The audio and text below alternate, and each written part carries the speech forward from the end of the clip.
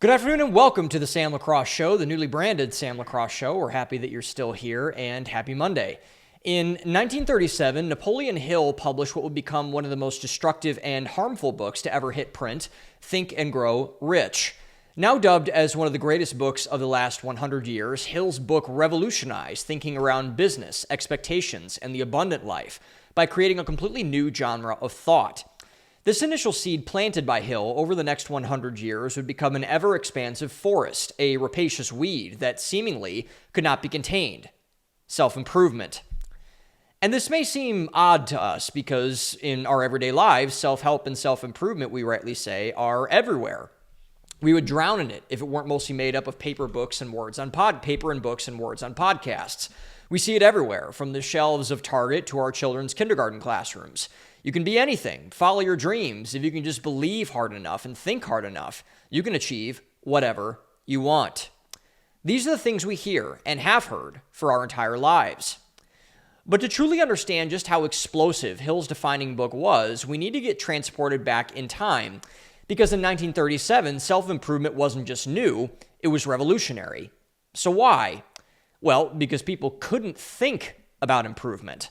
A century ago, no one was thinking about affirmations, morning routines, and self-actualization. It was about the simple things, the meaningful things, the permanent things, the only things. Food, shelter, family life, church, what was going on around them. Anything else was secondary, if anything at all. But Napoleon Hill's revolution changed all of that. The interesting thing is that given how well Hill's magnum opus has aged over time, Hill was far from an impressive person. He was a serial failed entrepreneur. None of his books really did much or sold much. He never left much of a legacy outside of Think and Grow Rich. Many people are still under the impression that he forged a good portion of his reputation, including his association with Andrew Carnegie, the only thing that made him initially relevant and able to be listened to. And Think and Grow Rich, to that point, largely reflects that unimpressiveness.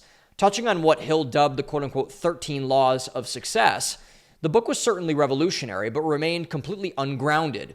It talked about things like how you take your sexual desires and transmute them into building a successful company, for example. He discussed early tactics of visualization. You need to have a plan, man, he said, over and over and over and over again. But nonetheless, the effect that Hill hoped the book would have certainly manifested. Taking time to mature across time, as all things tend to do, the first generation that was fully baked in with Hill's new cultural revolution was the generation after the greatest generation went to war and defeated the Axis powers, the baby boomers. Boomers, now rightly memed and mocked about how destructive and loathsome their generation stands across time, were largely made so because of the full adoption of Hill's philosophy of quote-unquote self-improvement. What was that philosophy? Simple. Believe it, and you can be it. The successful people, according to Hill and those that followed him, are successful and so because they have a quote-unquote successful mindset, which spreads out to the rest of their lives. This is why confidence exists, for instance. If you think that you'll do well in something, if you just believe hard enough, you will eventually attract success into your life. And to give Hill some credit, there is some truth to this claim. We all are largely a liberator or prisoner of our own minds. If you set your mind to achieving a goal, you already are framed better than someone who believes they will fail in making that same attempt. In the words of this rendition to the pre-crazy Kanye West, if you're taught that you won't be able to achieve anything, you won't achieve anything. Wise words from an often unwise person. But that's where the similarities end. The proof of this is in the generation we just mentioned, the boomers. The boomers, the first generation that was immersed in self-improvement culture, did not use this in positive ways. Instead, they used it to craft an anti-culture, one that was completely opposed to anything that had made prior generations of Americans successful. One of gross, palpable, and unhinged narcissism that ran roughshod over every aspect of American life. Let's take the sexual revolution, for example. No longer was sex supposed to be confined to a monogamous marriage between a man and a woman. Now, women could quote-unquote have sex like a man. Men had every license to have an affair at work, even more so than before. Children were simply a burden for the quote-unquote liberation that a man or woman could feel without having to commit to the other person. If one happened to spring from a spontaneous tryst, for example, they were deemed, more or less, an accident. How about the hippie movement? While several anti-establishment movements of the 1960s were undoubtedly helpful, such as the anti-war and civil rights movements, The majority of them emboldened an already entitled generation, one with all the advantages they could ever ask for, to sit on their laurels, to complain, and to outsource all of their problems to other people who could supposedly fix them. They grew to hate and resent America for everything, most specifically their own failures, none of which, and still don't, they take ownership of. But the most dastardly one of all, the one that took Napoleon's Hill detached self-improvement philosophy and put it on steroids, was the self-esteem movement. Led by psychologists such as Abraham Maslow, the boomers took head on the notion that the end goal of life and all of the things in it was to feel good about yourself. If it feels good, quote unquote, do it, was the slogan. Therefore, everything about the boomer ethos was centered around feelings and whether they were validated or not. It's worth asking the question after this: is our culture better or worse because of this? The data's in, and it's not good at all. The self-esteem movement completely gutted any hope of success for anyone who bought into it wholesale. The biggest evidence of point for this is the children of the boomers, the millennials. A large reason why the millennials are so lampooned across culture to the point of Tim Dillon is they were told the exact same lies. Everyone gets a trophy. You can be anything you want. Follow your passion. When actualized to scale, self-esteem and self-improvement do the exact opposite of their names. They destroy and devolve anyone and anything who or what buys into them. But now, something remarkable has happened and is currently happening. It's ending. One of the great film quotes of this century comes from the monstrous Terence Flesher of the film Whiplash. The maniacal orchestra instructor, played masterfully by J.K. Simmons, tells his protege Andrew Neiman, played by Miles Teller, the following, quote, "There is no sentence in the English language that is more harmful than good job," end quote. Harsh words from a harsh man. But not necessarily untrue words, as it turns out. A man who values everything values nothing, as the old saying goes, which is right. The same logic applies across other domains as well. If everything you do is a quote-unquote good job, then nothing's a good job. If you claim to quote love everything from your morning coffee to Donald Trump to your wife, do you really quote-unquote love anything? If you want to create a quote-unquote inclusive culture, what does that say when implementing definitionally exclusive things like policies and values? Words matter. It's just a matter of how seriously we take them. We have taken words surrounding self-improvement remarkably unseriously in modern times, and really for the entirety of their history, because too often we have excused what will actually improve someone's life for a shallow fallacy of what people simply want to be true. For too long, we have gone about the business of quote-unquote helping other people by offering affirmation and not correction. Too frequently, we pat ourselves on the back for being quote-unquote good and quote-unquote nice people, for simply avoiding telling people what they actually need to hear. And this behavior isn't just incorrect, by the way. It's sinful. Therefore, the entire self-improvement industry, which has climbed to billions upon billions of dollars, particularly since the internet came about, is absolutely rife with unrepentant sin. What type of sins? How about envy, indulgence, and lustful behavior, just to name a few? Have these been checked? Not at all. Have they been apologized for at all by anyone, most notably the people who have profited the most off of them? There's no one to be found, even now and especially before. America's bought this lie for nearly a century. We built our childcare system, our economy, our healthcare system, our religious institutions, and our schools around the same nonsense. To improve, you just need to be affirmed. You're perfect just the way you are, by the way. Anything that deflects against that notion is oppressive. How dare someone try to tell you otherwise? They're a quote-unquote hater. They don't want your best interest at heart. More than likely, they're looking to put you in some kind of a box, to limit you, to prevent you from self-actualizing. What do these lies cause to all the stated institutions and otherwise? The exact opposite effect that they desired, as it turns out. Dumb and foolish children, completely unprepared for adulthood, an impotent and stagnant economy, particularly for the middle and working classes. They praise the praise of lethargy and obesity, soft and woke churches, run by soft and woke pastors who preach a social gospel, but not the actual gospel. Schools that do not raise up productive children, but gutless and mindless drones, just waiting to be programmed. The self-esteem and self-improvement psychopathy is the single most important factor for why all of America has largely been hollowed out. We used to be a country of depth and substance. Not anymore. Now, we're a country run of foolishness and parody, run by a ruling class that, unsurprisingly, is mostly comprised of boomers. all programmed with the exact same mindset that has helped to both shape and destroy our culture. But thankfully, they're not buying it anymore. A much-needed shift has started to occur, as mentioned, one that we should be very grateful for. Most importantly, it is being led by young Americans. This is not surprising when you think about it. Young Americans have come into a world comprised of this complete systemic failure to launch across all of our institutions. They're realizing one thing, and fast. They want no part of it, and are working to create something new. So the question then becomes, what is that quote-unquote something new? What is the culture that young, value-driven people, the most value-driven people in recorded American history by data, are trying to bring forth? Many have tried to answer this question, yet I have not heard a convincing answer. However, recently I got one in the form of something I had been talking about for years, but was so self-evident to me, and I would argue for many, especially for people who are watching this show, that I didn't even think of it. A couple weeks ago, my friend Ethan Morales, who is the youth pastor at my church, Red Rocks, Austin, was given the opportunity to preach a sermon on this exact topic. Having essentially started our youth ministry from nothing, giving sermons to this exact demographic once per week at minimum, and getting very ingratiated into this community from cheer events to football games, there was no one with better insight and more understanding as to just what on earth was going on with young Americans, and why they've ditched the self-improvement psyop, which is why, in many ways, the answer to that question was so simple. Because to Morales, and to everyone who really buys into it, the answer is simple. Truth. It was so simple, but when I heard it, it blew my hair back. How accurate of a phrase and a diagnosis. The biggest thing that young Americans are searching for, the reason why they've rejected self-esteem and self-improvement, as was defined in prior generations, is because it was built on lies. Lies such as, quote-unquote, you're perfect just the way you are, quote-unquote, my truth, and quote-unquote, no one can tell me what to do, are so offensive to young people now that they are choosing to reject them wholesale and entirely. But this is not without resistance from one group in particular, older generations. Past generations are coming to the same conclusion the younger generations are. They've been gypped, lied to, deceived.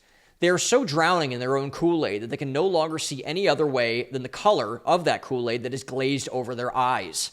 They don't know what the difference is anymore between a truth and a lie. Therefore, anything different is perceived as bad and a threat to their own individual and collective identities. My grandparents are exactly like this. They're not boomers, and I love them both dearly, and they're two of my favorite people I will ever meet. But I can't help but notice that as I've aged, they've given all 11 of their grandchildren some odd advice. Focus on your career. Whenever dating happens, it happens. If you go to church, that's fine. But don't put church first on your priority list in terms of finding friendship and community.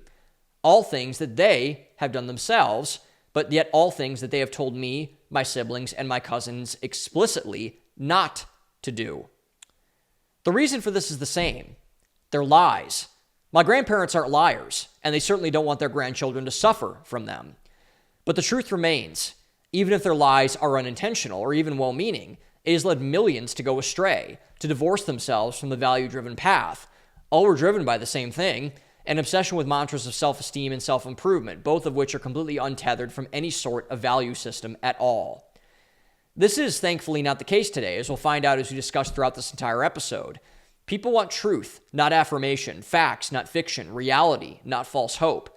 Led by the younger generations, an awakening and revival is happening in the things that were once forgotten, the things that have always been true, but our culture forgot on purpose to distract us from its purpose and from ours.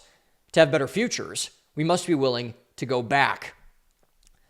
In addition, another positive thing that is emerging is a new sphere of cultural shifters and influencers who have survived the hustle culture and self-help deluge that we've been experiencing. This group is filled with people who are providing actual wisdom through authenticity, not posturing. They are leveraging and seeking age-old truths to give people through a modern revitalization, which we all desperately need if we are to right this ship at all. This new type of personality, which I've officially dubbed the enlightened bro, is something new. Gone are the days of Gary Vee, Grant Cardone, and Dan Pena, for example, hucksters and shills who did nothing but lie to people to sell info products and invest into tech companies and real estate. In are the imperfect but refreshing class of people such as Hafiz Bayoku, Alex Hormozy, and Chris Williamson, who have learned from the mistakes of the hustle era and are making an attempt to create something better. Because regardless of how you feel about self-help, and the fact that remains is this, there are a lot of people that still need it, including me. We have many people who are still struggling mightily with everything from dating to money management to porn recovery. These are not small things at all, and it would be equally as sinful to ignore their plights simply because of the fact that we hate so much of the things that once caused them, because that doesn't solve anything. It only delays its benefits and accelerates its costs. This is also what I'm trying to build here with this show. I'm not perfect, and I'm not claiming to be. I've gotten a lot of things wrong as I made my small but not too small waves over the years. I will continue to do so, and I apologize in advance for that. But one thing I could say for certain is that I will always tell you how I actually feel. I will never lie. I have no agenda other than to lean into what we've been talking about this entire time, the thing that has begun on this journey and began me on this journey nearly 6 years ago, the truth. I'm optimistic about the future, not because I want to play a part in destroying something that has harmed people, but because I want to play a part in building something that is helping people. I believe this new self-help movement, one driven by truth and values, is that thing. We should all hope it succeeds. As Mr. Rogers once said, when things start to go wrong, look to the helpers. To make the world better, we can all afford to not just look to the helpers, but be one of them, too.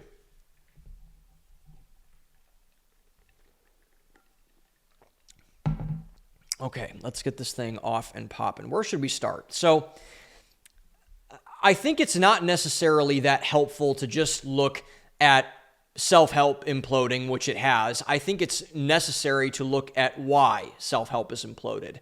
And I think this is a really interesting question. It's one that I've been studying quite a bit, to be honest, over the last couple of years, especially the last, I would say, year and a half. I've been really digging into this. And so why did self-help implode? Why is this kind of 20-year-long industry that has, again, made billions of dollars, a lot of people rich, just kind of melting away before our eyes?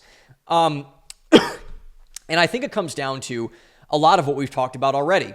And I think the biggest reason is because the reason why the self-help industry exploded was because people were focused on not the truth, but of what ifs and the lies that people were selling.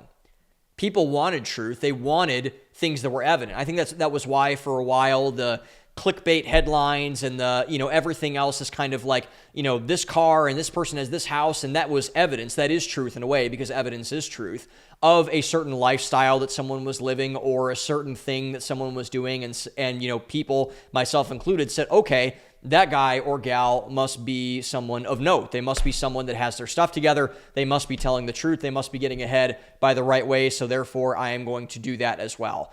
But as we're realizing now, a lot of that is a facade. Like I lived for a while before I moved into my house, I lived right down the street from a Ferrari dealership, for example. And it ain't that cheap to rent out a Ferrari. It's a couple $100, so some people might not be able to just pull that out of pocket right now. You have to plan for it. But if I wanted to rent a Ferrari for a day and go out and just kind of take pictures of it and say like I'm a baller or whatever, even though I live in a very working middle class neighborhood and my house has regular people around it. I live next to a diesel mechanic, for example. It just wouldn't be congruent. And that's what we're going to be talking about a lot today. So the self-help industry imploded was for the primary reason because it was built on a house of cards. It was built, as Jesus said, it was built on the house was built on sand, not on a firm foundation. And when that foundation started to get rocked, the house fell over because nothing was really holding up to it. And so people were not focused on the truth. They were focused on the what ifs and, pushing this narrative that, this person's a baller. They're more successful than X, Y, or Z person because of X, Y, and Z reason, et cetera, et cetera. And, that was, I think, the biggest reason why the bottom fell out is because there are a lot of things around that bottom that were not really taken care of by anybody at the end of the day. And I think this manifests in three primary ways. So the first reason I believe that self-improvement really fell apart was because it didn't adapt. It really didn't adapt to the market. And I think this is a hilarious, it's the biggest self-own of all of this, I think, is this point right here. Because for all the quote-unquote gurus and the quote-unquote business people that are in this space, like I said, Gary Vee and Grant Cardone and all these other fraudsters and whatever, they were remarkably unaware with just how behind the eight ball they were with all of the things that were shifting in their own sphere of influence. Like they were caught with their pants down, like really, really badly. And so when this shift started to happen with their audience, because really the people that are in the self-help and self-improvement space, they are in the information world. So literally all of their power comes from what they can draw from their audience, whether it's social media or YouTube or Instagram or like whatever, pick your poison of however you want to go and be best on that platform. They did not listen to their audience. They did not listen to their customers at all, which were primarily younger people that were a little bit lost in life. They were kind of disoriented with things like the 2008 financial crisis and, sex and all this, all those biggest things that, young people are really focused in. And I think the biggest thing is that I got this point from my friend Francis Emologu, specifically about the black community a couple years ago, where he said, Sam, the black community in America is primarily a matriarchy, which is why a lot of young black men, and young men in general, but I think he kind of just phrased it in terms of the black community in general, they end up watching things like red pill content or all these other type of things just because their families are broken. And they don't have a strong father figure, older brother figure, masculine figure inside of the home, so they go looking for that on the internet. And I think that can be extrapolated more broadly just to everybody inside this space generally. And so there were a very large demographic of people who are looking for guidance. They're looking for advice. And then they were saying, well, Grant Cardone buys a bunch of real estate and Dan Pena yells at people on the internet, and like all these other people were kind of, yelly, screamy types, and they had the flashy reels and things like that. Like, whoa, like this person has a video editor. They must know what they're doing, right? And so they didn't to a large degree. They did to some degree, but not to a crazy degree. And so they kind of took their audience for granted, being the self-help influencer class, and they didn't really pay attention to how their attitudes were shifting towards all of this stuff. They didn't really pay attention to the cultural arena of politics and culture and policy issues and things like that. They just thought that they had this captured audience, which they did at the beginning, and then they couldn't evolve with that. But in actuality, that was really the kiss of death for a lot of these people, was because at the end of the day, the reason why this whole industry is just like imploding left and right, and why these influencers, these old class of influencers, like the ones that I mentioned, really don't have the pull that they once did, is that they have no idea what their audience want now. They might have 10 years ago, 15 years ago, 20 years ago. But I would say in the last 10 years, and specifically in the last 5 years, really since, I would say, we'll get to this in a second, but like since podcasting became like the main medium of all these things, they really didn't know what their audience wanted. And they especially don't understand why they hate them so much now, why people are so averse to, Gary Vee yelling about hustling and grinding on the internet now. They're like, whoa, like, I don't want that. And Gary Vee's like, well, why do you want that? You wanted that for your entire life. Like, what the heck's going on here? And so this is why, by the way, I think they've all been basically replaced in a very short order. Like, we have a new class of influencers. We'll talk about those later, the enlightened bros that we talked about, and the enlightened bras for the women. And so, like, it's just kind of, it's very fascinating that all of these quote-unquote business people and, the rah-rah people, they didn't know their customers well. And when the customer base shifted and they wanted something different, they did not say, okay, I'm going to give you something different. I'm going to adapt to my audience. No, you're going to get this and you're going to choke on it. It's worked for 20 years. You're going to eat it for the 21st year. And people have rejected that. I've rejected that. So many people have rejected that. Like no one in my friend group listens to what Grant Cardone has to say seriously about anything. Like that guy's a joke. Like he's a joke. And I think that there's and he is a joke, by the way. And I think people they did not see that coming. And it's just remarkable to me that they thought that they could just take their audience for granted for that long of a time and not have any repercussions for that, which leads into the second point.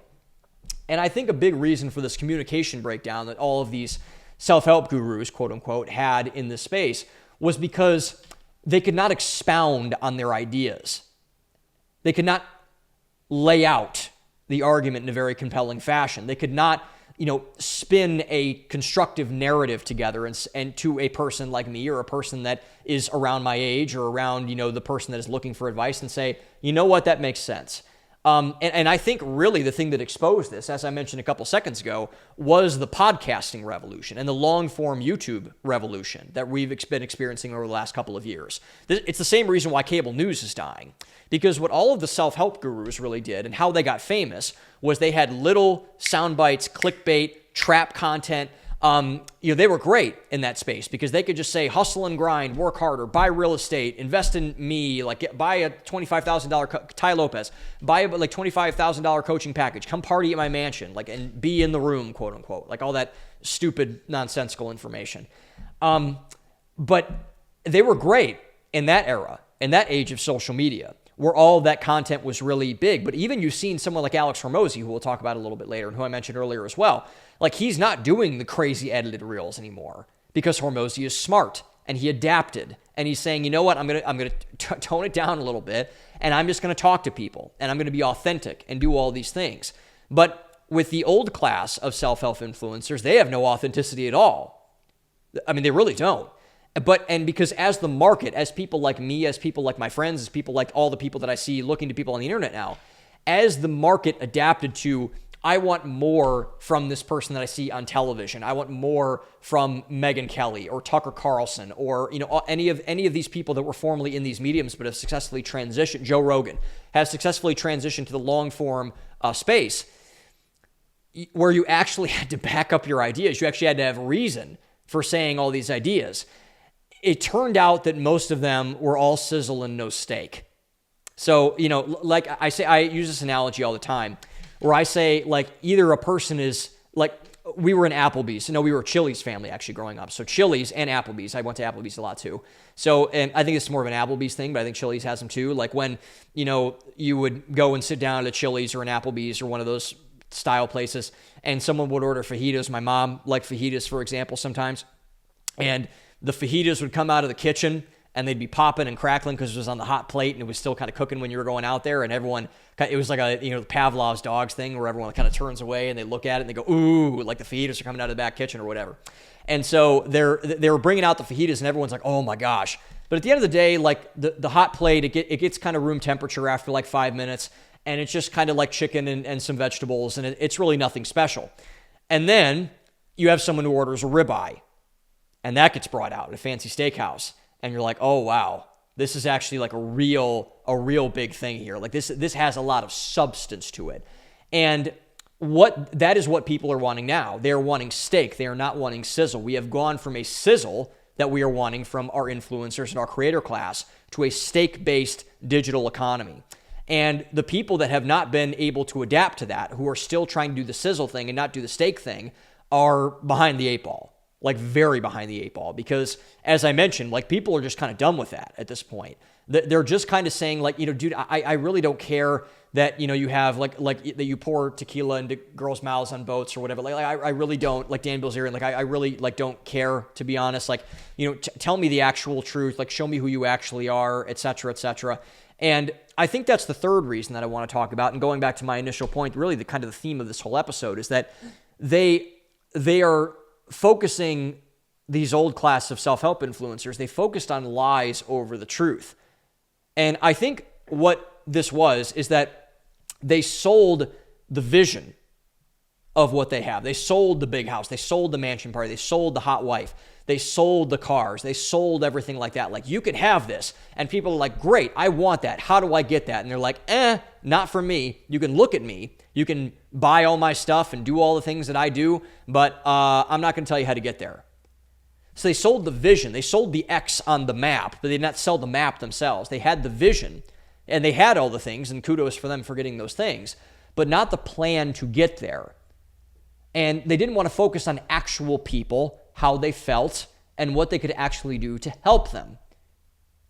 I mean, that's the thing that really killed them at the end of the day. I think it's just because a bunch of people kind of realized, dude, when are you actually going to give me something that's true? When are you actually going to give me something tangible? When are you actually going to help me? When are you actually going to get to the point where I can say, hey, I'm going to go about doing all this stuff and I can maybe have a nice car, or I can have a nice house, or I can get a hot wife, or I can start talking to girls more effectively, or whatever the situation is, whatever the influencer was in. And that's why when you get on a podcast with one of these folks, I mean, I have a couple examples stand out of this. Like they can't go deep on anything. Like none of these people, they can't go deep on anything. And they just want to flex their own lifestyle and not give people the truth of what they actually need. And I mean, you saw this when Jordan Belfort interviewed Grant Cardone on his podcast, and then he just dunked on Grant for like an hour and a half, and he went on this other show, and they asked him, like, what was that like? And he's like, oh, he's an idiot. He just said it. Like, I mean, for all of the Wolf of Wall Street stuff, I actually think Jordan Belfort is actually a relatively genuine person, or he seems like that way at least, and he's made a lot of mistakes, and he kind of is honest to people about that, where Grant is not at all. And he's like, yeah, the dude's a joke. Like, he's an absolute joke. And the moment, like Gary Vee, when he went on Tim Dillon's show, or when he went on Diary of a CEO with Stephen Bartlett, it's like he couldn't tell Tim anything about like why he supported like FTX or something like that. And he started crying when he talked to Stephen Bartlett. And it's like, they just don't have any substance. There's no there. As Megyn Kelly likes to say, and a lot of people like to say, there's no there. And so, which is why I think we have largely rejected those people. And I think it's just kind of a very interesting way to see, like, this was not anything that was done. Like, I don't think, honestly, like, any of the new class of self-improvement influencers, like Steve, for example, we'll take him, for instance, they did not come to, like, kill self-help. I think Steven wanted to start a podcast because he wanted to start a podcast, and all the other people wanted to do in terms of getting their media out there and getting their thoughts out there. But this was a collective suicide from the self-improvement industry. Like, nothing really killed self-improvement. Like, Ben Shapiro had this argument about Trump that I thought was really compelling when he said, people would say, Trump really killed modern politics and he remade it in his image. And Ben was like, well, that's not all the way true, because what actually happened is that Trump was just the coroner. He just saw the dead body on the sidewalk and said, hey, we should probably get rid of that and put it inside of that. Politics was already dead, but Trump just kind of, bandaged it up and threw it in the hearse. And I think that's kind of what all these new age influencers really have done, is just kind of say, you know what, this is a carcass, it's a dead body. I don't want to look at this anymore, and I'm just gonna do my part to get it off the street. And really, I think that's what all this is. It's just kind of saying that this has been dead for a while, and we need to kind of get rid of this thing, and I'm going to do my part of getting rid of this thing. And I really think that's what happens. It wasn't anything that anyone else did. They just did a collective suicide. And I think that's really all there is to it at the end of the day.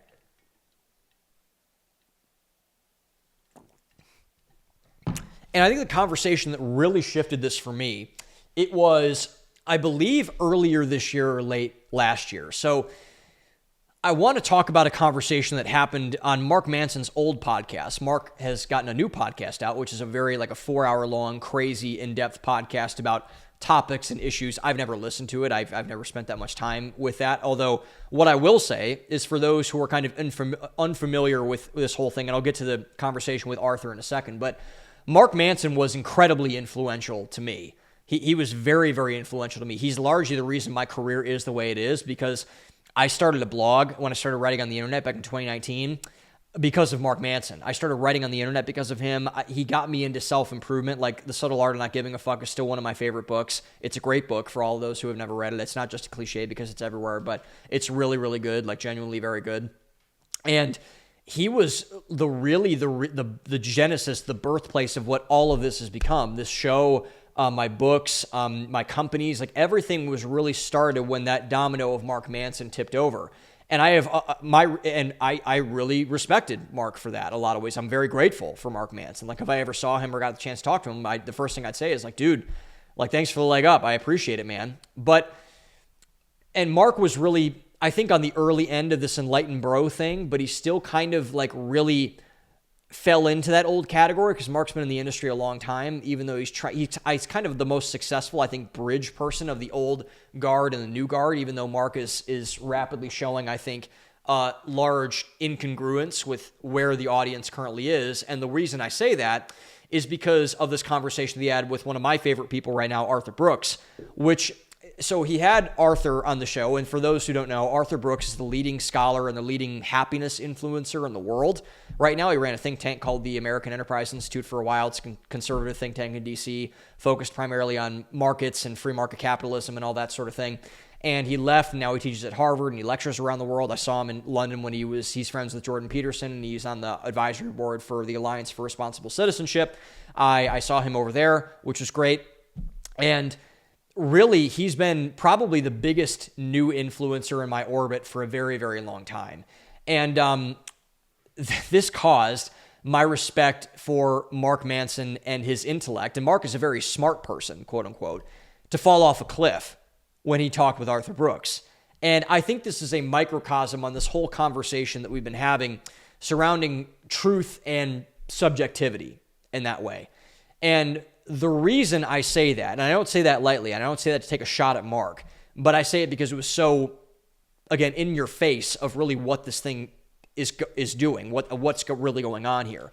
And the reason it did, to me, was because when it comes to Arthur Brooks, who is brilliant, by the way, I think Arthur is so smart. I have so much respect for his knowledge of various cultures and religious structures and everything like that and everything else. And so they got into this conversation around religion. Mark is I think, agnostic or atheist, one of the two. And Brooks is a very devout Catholic. He literally goes to mass every single day. He's had multiple religious experiences around the world. His wife is from Spain, for example. He went to a shrine once and apparently got a vision of kind of all this stuff, which is crazy. And so they were talking about the rise in religion in young people and he said that religious faith rising among younger people, which it has in dramatic numbers, particularly among young men, was a good thing for happiness. And Mark pushed back on that. And the reason why Mark pushed back on that is because Mark was basically saying he said this to Jordan Peterson. I'll never say he did this too. He's like, I love Jordan Peterson, but I really don't like the religious stuff. I think I could push that away. And he did the same thing with Arthur, because Arthur was saying, you need to have a faith and a life philosophy that is surrounding you to be a happy person. And Mark pushed back, and I'm not even joking, guys. What he did in response to Mark's response to that comment that he made was the single most polite and respectful, absolute dismantling of a person's philosophy that I've ever seen. It was like Mike Tyson going against Manny Pacquiao. He didn't stand a chance. He just beat him to a pulp and again, not in a disrespectful fashion, because Arthur seems like genuinely a very nice person, and Mark is a nice person. But it was kind of this, again, this protection of the ego, protection of their philosophy when it's just not proving out to be true. And I think we see that with people, the amount of people returning to religious structures in general, and churches and things like that. And so he takes this kind of, really kind of infantile, neo-spiritual argument, and he made him sound like a child, which is really interesting. That was my biggest thing. It's he sounds like a child making this argument. Mark does, and not Arthur. Arthur is his dad telling him how it is. And which is interesting because Mark is now greater than 40 years. I think he's 41 years old. And he's still making this kind of very lackadaisical, lazy, immature, childish, just kind of argument about religion and the truth of religion and why religion is important. And I think I don't want to make this just a religious conversation, but I think it's a broader point as well, because this is exactly what is happening across all legs of the cultural stool when you look at it. And what is that? Truth reigning supreme. That's what that is. Truth is now having a higher cultural relevancy, especially among young people, like I've mentioned throughout this entire episode, than ever before, I think. At least since the boomers back about 80 years ago, which is allowing everything, including religion, to have its day in the sun once again. And I think this kind of obsession that young people, like my friend Ethan Marola said earlier on, is the reason why is just people are they're just done with all of the fake stuff. This is why, I think this is interesting. I was listening to Emily Jashinsky on her new show. I love Emily Jashinsky. I kind of have a crush on Emily Jashinsky, by the way. But I was listening to Emily Jashinsky the other day, who is a reporter and a commentator. She just launched a show with Megyn Kelly called After Party, which has been really good. And she had Megyn on the show the other day, and then she said, I forget, she might have been talking with Alex Thompson, who is the guy that wrote the book on Joe Biden's brain turning into a milkshake with Jake Tapper. And he wrote about the cover-up and everything. And she had Alex Thompson on the show. Apparently, it might have been Alex Thompson. I had to go fact check myself after this. And she was talking about this the new commie mayor candidate in New York. And she was talking to Alex Thompson or somebody around Alex Thompson about this. And he said a really interesting point. That said, the reason why this Zoran Mamdani he's going to be the next mayor of New York City. He's going to be the next mayor of New York City, is because the young people in New York are sick of all the boomers. They're sick of all the old people. They're sick of all the institutional people. And they're just like, we want anybody but this. And even Eric Adams, and I kind of like Eric Adams, to be honest, even though we disagree on a lot of things. Eric Adams seems like a very perfectly fine mayoral candidate to me, even though he's still not really done well with the city, I'll say that. But I think he's a good person and trying his best, at least from what I can see. But they're saying, like, nope, I don't want Andrew Cuomo. I don't want Eric Adams. I don't want, because Eric Adams is a former cop. He's NYPD. He's, pro-gun, all that kind of, I don't want that. And again, this is, I think what Emily said was that this is an indicator of this, just they're done with all the fraudulence, all the structure, et cetera, everything else, which is allowing the truth. And I think Mamdani is going to destroy that city, which will probably more than it already is, which will, hopefully bounce it back to the other side again, like California. But I think this orientation of our culture towards the truth, and including religion, having its day in the sun once again, because religion is truth, Christianity is the truth, is the sign of a maturing culture, especially among the young. And it's a culture that is coming back to the truth more than the lies they have been sold. And I think the reason why, the boomers have had such a bad rap and such trouble with this is because they are still children, largely. Like, they're the most entitled, spoiled, narcissistic generation that's maybe ever lived, just from the fact of their generation. And they still don't get it, man. Like, they still don't get it. And this, what I think this also proves is the shallowness of people who have made this self-improvement, this fraudulent space, their home, their industry, because at a certain point, you got to go deep, man. In the words of Arthur Brooks, one of my favorite things he's ever said, she wants your soul, man. We're talking about dating and guys and men and women. She wants your soul, man. That's what people want. They want your soul, man. And it proves the opposite of that with the shallowness of people who have made this space their home and their industry. Because at a certain point, man, you got to give me more. You got to give your audience more than just platitudes and like this and whatever. And when you can't, it all falls apart really, really, really fast. Like, especially when you have people like Arthur Brooks, who's just such an intellectual heavyweight, like I said, behind you, really kind of dismantling your argument, whether you wanted to do it or not. That's what happened. And you just can't, it's not sustainable. You just can't do it. And now what we're getting pushbacks on a lot of these narratives, whether that's political related, cultural related, self-help related, whatever. We're finally getting people that are pushing back and saying, like, dude, I think all this is garbage. I think this is garbage. And that's exposing a lot of people. And that's why a lot of people, I believe, are tuning out old self-improvement and tuning in to what is replacing it, which is something new.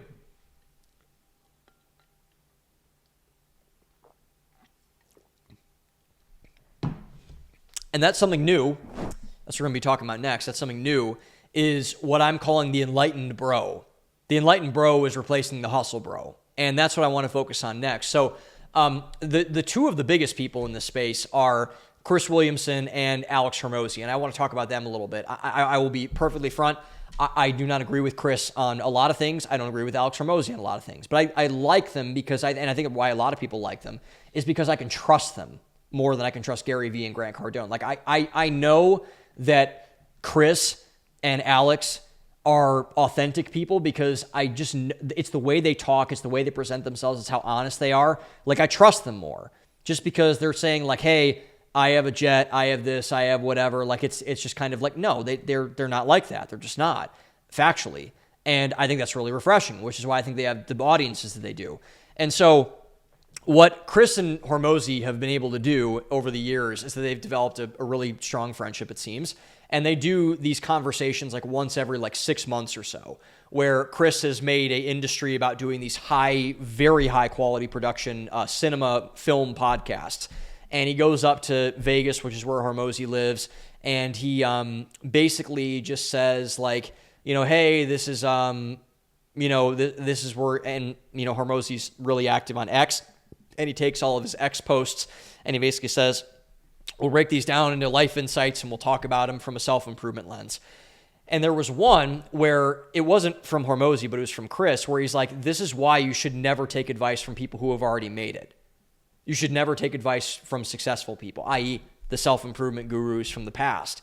And this is so true. It's profound, to be honest, because and this is why, in large part, people like Alex Hormozi, people like Chris Williamson, and a bunch of other people have taken over this space of the self-help industry, the self-improvement industry, and they're resonating more, they're resonating deeper than any of the others did before, is because of this trend. Because they are not preaching from an ivory tower telling people how to live, and if you don't get like me, then you're like a loser or something.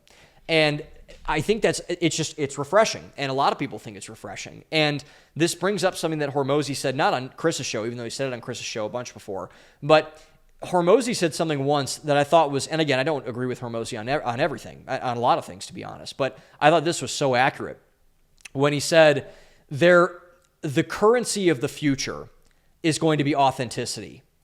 Whoever is the most real with people wins. And I mean, dead on. Like, that is so right. It's so right. Because authenticity is going to be the currency of the future. Because the self-help industry got it all messed up with how they were going beforehand. Because say what you want about any of these people, whether it's Steven or Chris or Alex or Cody Sanchez or like name your person. Most of them who are genuinely in this space for that reason, they are not chasing clout. They're not. They're relatively normal people, from what it seems. Like you will never see Chris Williamson driving around in a car and saying, like, look how cool that I'm driving around in a Lamborghini or something. You won't see that with Hormozi. You won't see that with Cody Sanchez. You won't see that with anybody. So why is that? Because they recognized that can only get you so far, and probably it's a detriment to people. This is what Andrew Tate gets wrong, by the way. This is why Andrew Tate will never fully be assimilated into this mix, because he gets this wrong. And I think Andrew Tate might understand this, but he projects this incorrectly. But it's just they don't buy in, and they have not bought in, to the narrative that just, I need to grab eyeballs, and they don't need to know the real me. They don't need to be the struggle for who I am, which led to a lot of the old influence, like Tai Lopez is a great example of this, of, we know a caricature of Gary Vee, Grant Cardone, Tai Lopez, all these other people. We know a projection, a construct of who they actually are. But do we really know who they are? No. Like, not really. I know far more about Chris Williamson, Alex Hormozi, Stephen Bartlett, because they've told me. They've told everybody. They've told tens of millions of people. Chris is like, yeah, man, I got picked on in high school. I was kind of a shrimp. I was a dork. People made fun of me, et cetera, et cetera. Like, Hormozi was like, I was a failure. I have 9 failed companies, this, that, whatever. And, Stephen was like, hey, I went to entrepreneurship. My parents, I believe his family's from Nigeria, and they moved over to England. And he's like, I really was not culturally appropriate in their eyes. And so, et cetera, moved on. And I think the way this is really manifested is primarily in 2 ways in terms of how this transition from the hustle bro to the enlightened bro has happened. The first way is that they only saw the success of the people that were older, mostly Gen X and boomers, their parents, people who were older than them, the people who came before them, who refused to get vulnerable. This is the biggest key. And talk about any of the times, what I just mentioned, they got down on themselves. They experienced self-doubt. And they were made to feel insecure and less than strictly for that reason. This is kind of the reason why the pick yourself up by your bootstraps phrase is so ridiculous. It's ridiculous. And the reason it's ridiculous is because that's not real. That's not real. People don't think that way. They want to know, like, I'll never forget the reason I mentioned Hafiz Bayoku is he's a friend of mine, he's a mentor of mine, etc. And I'll never forget this one video. It was on one of his old YouTube channels where he made a video said that she left me crying in the car. Like, a girl made him feel so bad that Hafiz went in a car and bawled his eyes out, apparently. And you'll never see Grant Cardone make a video like that. You'll never see Ty Lopez make a video about that. You'll never see Gary Vee make a video about that. Never. And people can't relate to that because a lot of guys have cried I've cried in a car because of a girl before. Many people have. Many women have cried in cars because of men. And so this refusal of Gen X and boomer influencers, this hustle bro class, who refused to say any of the things that were wrong with them, any of the things that were fucked up about them, that were screwed up, that this, that, etc. It's like, I can't relate to you. Where is the connection point? Where is the mesh? There's no mesh. There's no there, as I mentioned. They refused to tell the bad stuff, the things that would get them in trouble maybe with their audiences, that would get them, quote unquote, found out. I say this all the time. I say this about my friend Quentin Super all the time, who's a wonderful journalist and a writer and a friend of mine. The Quentin's superpower when he is writing, and this is the downfall of a lot of writers too, some writing advice if you want to take that as well, is that everyone is afraid of getting found out. But the reality is, in social media, everybody gets found out. I sound like Joe Biden there for a second. Everybody gets found out. There are no secrets anymore. If you have nudes out there, they're on the internet. If you said a bad thing about somebody, it is out there. Someone knows all of your stuff. There are no skeletons in the closet. They're wide open. They're on your front porch. And if you are pretending that because you are some kind of like anointed self-improvement guru that you can get away from that, man, you got no chance. You got no shot. No relatability, no audience, no anything in terms of a connection point with the people who are looking to you for guidance. None. Zero.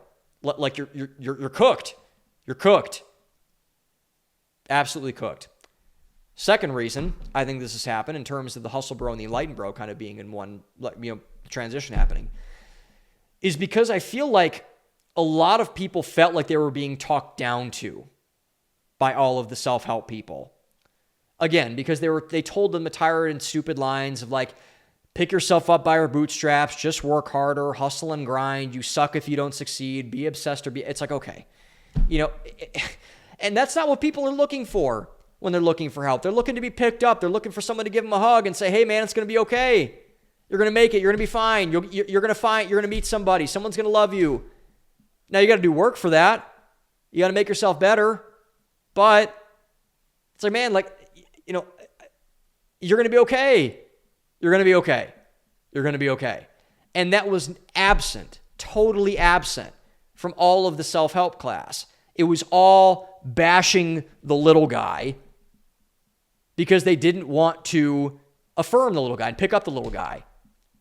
And that's not what the people that were watching their content were looking for. It's just not. And what were they looking for? They were looking for help. Self-help. They were looking for help, mentorship, in a way that was not applicable with them getting yelled at through a screen. It's like, no wonder you guys lost touch with your audience. People don't want to be yelled at anymore, man. They already feel like garbage. That's why they're watching your stuff. They already know that something's wrong with them. That's why they're watching your stuff. They don't need to make you feel worse. Like, come on, man. That's why. That is why all of this has happened, is because of that reason. And it's so tired. It's so annoying. And that's why all of this is falling apart, is because, man, you don't know what they're going through, and you don't want to know. I think that's the biggest thing. They don't know. They don't want to know, which is why I believe this new class of enlightened bros is replacing the hustle bros, because say what you want, but they're honest. And I think a lot of them actually care, which is a really refreshing thing to happen.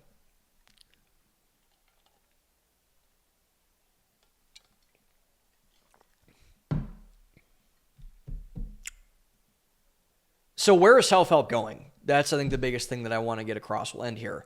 And what is leading this new movement of self-improvement? And that is the truth. The truth is the biggest thing that's going to matter going forward. For anyone who wants to get into the self-help space, say what you want, and I think I've actually done a pretty good job of this. I'm not one to really pat myself on the back, but I've put out some videos that have made a lot of my, go look at my comments on some of my most popular videos. Look at my like rate, my like to dislike ratio. I've pissed off a lot of people with stuff that I've said. But do I regret any of it? Nope. Because it's how I feel. It's how I feel. There was a, Andrew Schultz nailed this once when he was talking about the late great Patrice O'Neill, who's, by the way, if you have not seen any of Patrice O'Neill on Opie and Anthony, any of his specials, any of the clips that he has on YouTube, go watch some Patrice O'Neill, one of the funniest human beings that has ever lived before. And he was Andrew Schultz's biggest comedic inspiration. And Schultz told this one story once about, the reason why he liked Patrice so much is that Patrice made you feel things. He was very honest about the way that he felt about everything. He told this story about, Patrice one time where, Patrice was a very big guy and he got very obese later in his life. And he apparently went to the doctor and the doctor said, like, dude, like, you got to stop eating so much or we're going to have to take some drastic measures here. And so Patrice was talking about the time that he was visiting a doctor and he was in front of an audience. He was just doing a gig somewhere. And he basically said, he just looked down at his foot. He's like, I don't need this foot. I like the food that I eat. Like, I don't need this foot. I go ahead and take it, chop it off, whatever. Is that ridiculous? Yes. It's comedic routine. Yes. But that's real. That's how Patrice felt. And the neat and skinny of all of this self-improvement shakeup that we've seen is that the truth is making a comeback. And it's a big one, a very big comeback. And we should all be, I think, really grateful for this. Very grateful for this. Because what our culture has done in the inverse of this has gotten so debased from the truth that it's fallen into anarchy, decadence, and that's not been good for anybody. That's been bad for everyone, I would argue, to all of our detriment that has happened. And this is a very, very positive pivot from where we have been. Because, man, if you don't have the truth, we don't have anything. And again, I'll say that line from Jesus again, where you can't build your house in the sand, man. You just can't. You can't do it. Which is exactly what the self-help industry and what we as a culture have been doing for a long time. We've built a lot of houses in a lot of different areas on sand, which I believe has that same root in why the self-improvement industry is failing in midair. And we've been doing that for a long time. And when you move into a different culture and a different lane of influence, you need to carry that truth with you. You cannot be truthful in one area, you're going to be untruthful in another area. It's incongruent. I was at boxing this morning, and honestly, my first role model, Tim Kennedy's in hot water for this right now because he lied about his military service, lied about stolen valor. He lied about the thing that sprungboard his entire career, being a military guy. He lied about it, and that really stings, man, to a lot of people. I've looked up to Tim my entire life, ever since I was 12 years old. I saw him on Deadliest Warrior when Deadliest Warrior was on Spike TV. It's a great show. I was like, wow, that guy gets it. Guess not. And I think this comes back again to what my friend Hafiz said once. So Hafiz had a podcast called The Roommates. I've never really listened, I think, more than probably 3 episodes before. I came onto The Roommates really late. I knew Hafiz before I knew his podcast. But I listened to him talk to Jordan Peterson because I love Jordan Peterson. I met Hafiz at a Jordan Peterson backstage event. And so I met him there. And Hafiz asked him a question, what I think a lot of people have wondered about Jordan Peterson. I wondered this about Jordan Peterson. Because Jordan Peterson's 2 most famous books as of now are 12 Rules for Life and Beyond Order, which are 24 rules for life, essentially. And Hafiz asked him, what's the most important rule? What's the most important rule that you wrote down? It's a great question. And Jordan Peterson didn't hesitate at all. What Dr. Peterson said is that rule number 8 in 12 Rules for Life, tell the truth, or at least don't lie. It's a great rule. It's a great rule. And he said it without hesitation, like instantly. Tell the truth. That's what he said. Tell the truth. Why? In Peterson's eyes, because lying leads to hell. And hell's a lot worse place to be than dead. I completely believe that. Not only because I'm a Christian, but because I am. But you can create hell on earth if you lie. Oh, yeah. If you lie, and this is, Mark Driscoll's talked about this, Jordan Peterson's talked about this, no one gets away with anything ever. I've never seen anybody get away with anything. You might get away with it for now, but it will come out later. It'll come out later. Best believe that. You cannot have a culture that is built on lies. You cannot have a movement, an industry that is built on lies, or it will go away and it will be for nothing. Ask the subprime mortgage market. Not great now. So, in the inverse, if we can have a culture that tells the truth, no matter how hard that truth ends up being, we'll be okay, I think. And the reason why the truth matters so much is because the truth, not your truth, not my truth, the truth, is what allows the things that are most real to blossom and flourish. Family, culture, community, marriage, faith. You cannot have any of those things be functional without telling the truth first. You just can't have it. It's incongruent. So a culture who honors those things, a people who honors those things, because cultures are comprised of people, will be rewarded. We've seen that. We had that. And a culture who does not will not be. Period. Point blank, end of story. We've seen that also as well. We have kind of a dichotomy of this. And so this pivot towards the truth is a good thing because we need the truth. We depend on the truth. It matters that we tell the truth. And if we tell the truth more and more and more, we will end up doing far better than we've had up until this point in self-help and in all the other arenas surrounding it. Thanks for watching, everyone. Own the day. Open your mind. I'll see you next week.